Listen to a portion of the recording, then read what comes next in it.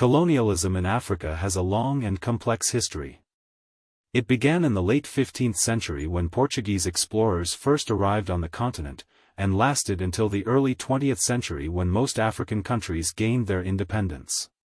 Colonialism had a huge impact on African societies, economies, and cultures, and its legacy can still be seen in many African nations today. The Portuguese were the first Europeans to arrive in Africa, in 1415.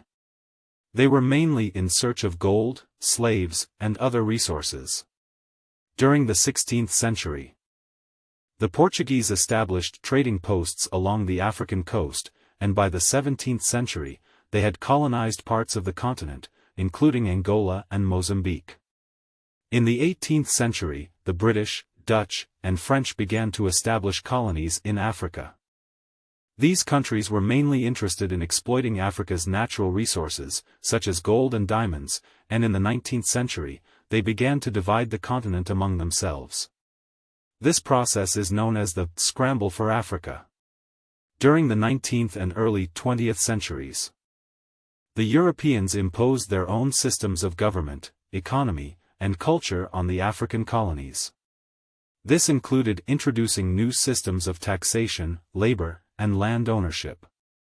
The Europeans also introduced Christian missionaries, who sought to convert the indigenous populations to Christianity. The Europeans also sought to control the African population through force.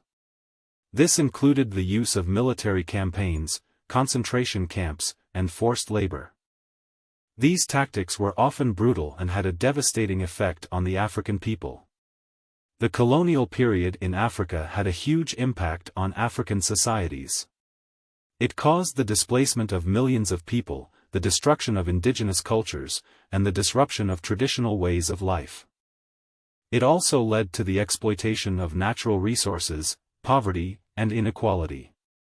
As the 19th century progressed, African countries began to fight for their independence. In the 1950s and 1960s, many African countries won their independence, and by the late 20th century, the majority of African nations had achieved self-governance. Today, the legacy of colonialism in Africa is still visible in many countries. This includes poverty, inequality, and political unrest. In addition, many African countries continue to rely heavily on foreign aid and investment, which is a legacy of the colonial period. In the 19th century, European powers began the process of dividing Africa into colonies, with the Berlin Conference of 1884 to 1885 being an important milestone in this process. This conference, which was attended by representatives from the major European powers, set up rules for the colonization of Africa and also allocated land to European powers.